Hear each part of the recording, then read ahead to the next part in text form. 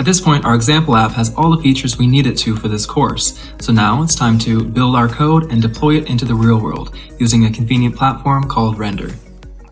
As a reminder, throughout this course, we've been building a single-page application, and the single page of our app is index.html.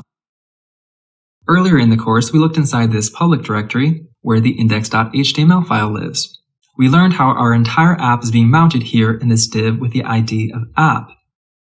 But did you notice this comment here below where it says built files will be auto-injected? Earlier in the course, we looked at how our app is created and mounted to the div with the ID of app, meaning all of our application code lives in the index.html file, where the built files will be auto-injected. So what happens when we actually build our app? If we peek into the package.json, we see that we have these scripts that we can run. Previously, we ran the serve command to spin up the project in a local development server. And below that is this build command. So let's run this in the terminal and see what happens. We'll say npm run build, and as we see, it's being built for production. And when it's done, notice this comment here where it says the dist directory is ready to be deployed. Sure enough, if we look up here, we have a new dist directory, inside of which is a folder for our now production-ready CSS, another folder with our now bundled JavaScript files, and below that we have our index.html. If I just rearrange this code so you can see it a little better, we can see that those build files were indeed auto-injected. In case you're wondering, this chunk vendors file contains all of our dependencies, and the file below it is all of our application-specific code. So now that we've seen what happens when we manually build our app, what are the other steps and considerations for deployment? There's actually quite a few things to consider. In order to deploy, you'll need to find a web hosting service, get SSL for a secure domain, build a site locally, drop those files into a server, and ensure it's being served correctly. Once your app is deployed into production, then you're going to have to maintain it, adding new features to it, fixing bugs, etc.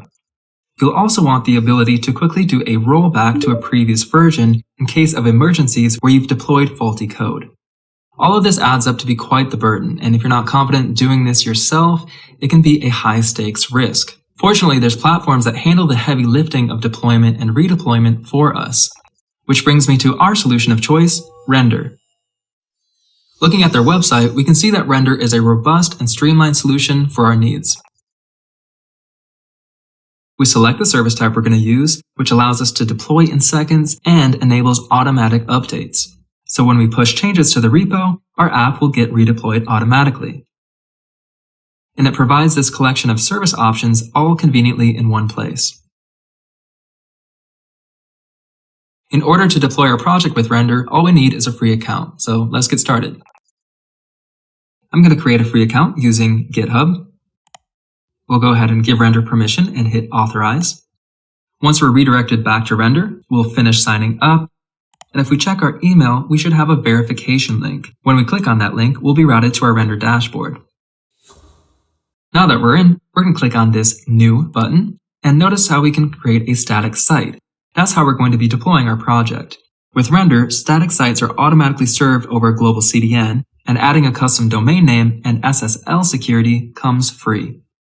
So we'll go ahead and click this option. You'll notice that it's telling us that we have no connected repositories, and we can connect via GitHub or GitLab. I'll do so through GitHub. I'm already logged into GitHub, but if you're not, you're going to have to log in and then select where you want to install Render. Once I select it, you'll see I can give Render access to all repositories or select a repo. I'm going to select the repo for this course, Real World View 3, and then hit install. We're then redirected back to Render, where we should see our repo now connected here. We'll click on it, then run through the steps of static site deployment.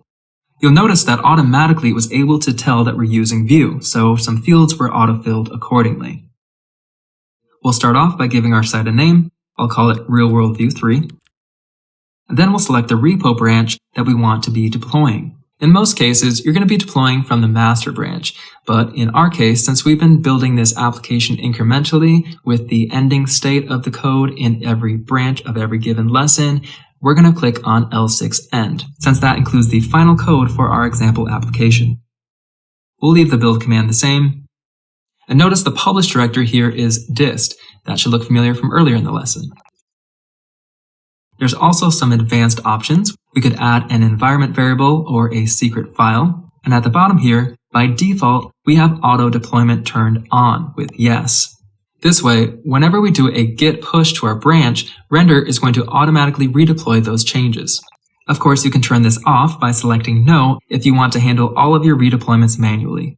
We're going to leave it turned on and hit Create Static Site. Now you can see that Render is building and deploying our site. Now we can view our site live by clicking on this link. And here's our app, live out in the real world for users to visit. If we click on one of these cards here, we'll see the event details, so it does look like our routing is working, but that is actually an illusion, because look what happens when we open a new tab and I paste that same URL here. We'll see not found, and if we pop open the developer console, we'll notice we have a 404 error.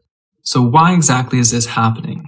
Earlier in the course, we looked at the differences between server-side routing and client-side routing. With server-side routing, if the user goes to a URL that ends in something like about, the server is going to return the about.html file, which is then displayed in the browser. However, with our single-page view application, we're doing client-side routing with ViewRouter. Specifically, we had turned on the history mode. When we created our project with the Vue CLI, we opted to turn history mode on, which gave us this code automatically, where we're using the browser's history.pushState API to enable URL navigation without having to reload the page. History mode with ViewRouter's client-side routing looks like this. If we were to go to a URL that ends in something like about, the server is actually going to return the single page of our application, the index.html, and then ViewRouter is going to load the about view onto the page. While the Vue CLI's development server was configured for us to handle this kind of behavior, a normal server is not going to be automatically configured like this. We're going to have to change things to make this happen. Fortunately, with Render, that is a very quick solution. If we head into the Redirects and Rewrites tab, we'll notice that we can add a redirect or rewrite rule to modify requests to our site without writing code. So we'll add a rule now to adjust things to enable history mode. For the source here, we're going to add a catch-all and set the destination to index.html and the action to rewrite. Now our server is configured in a way where even if we went to the about route or a specific event in our app, we're going to be served up index.html and then ViewRouter takes it from there. Let's double check that that solved our issue. If we refresh, there's the event details, so it looks like it's working. To double check, we'll add another event ID. And sure enough, we're pulling up that event as well. While this has pretty much solved our issue, there is a caveat, because watch what happens when I type in a URL that just doesn't exist in our app, like /team. You'll notice in the console, we have this ViewRouter warning, no match found for location with path team. Let's take a look at the ViewRouter documentation page to understand this caveat. Because of the fact that we just added that catch-all solution within Render, that means that your server will no longer report 404 errors because now all not found paths are going to serve up your index.html file. As you can see in the code block here, the solution is to add a catch-all route within your app to show a not found component as your 404 page. Now that we understand how to solve things in relation to history mode and that caveat, let's head back into Render and see what else they have to offer. We already looked at the Redirects and Rewrites tab, and there's other tabs that are just as useful, such as the Events tab, which shows a history of deploys that have been made. This is where we could perform a rollback to a previous build if necessary. In the Environment tab, we can set variables and secret files, and even add linked environment groups. There's also a tab to use HTTP headers, and there's also a pull request tab where you can enable pull request previews, and Render will automatically create a new instance of your service anytime a pull request is created on this branch. You can also share the site with other Render users, look at metrics, and within settings, that's where you change any of these fields that we looked at before. And also down here is where we would set our custom domain. For example, in our case, we might have a domain name called Real World View, and we could use that here.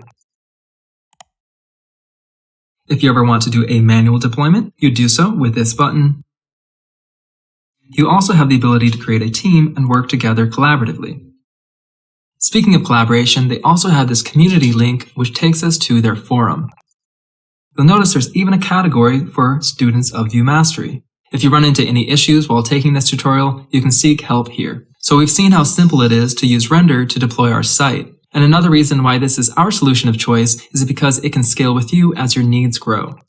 It can scale horizontally, meaning you can add on additional services and additional instances of services you're already using. Or it can scale with you vertically, allowing you to add additional CPU or RAM to an instance of the services you're using. And you have the freedom to choose from a bunch of different environments. So now that we've finished coding up our app and deploying it out into the wild, where do we go from here?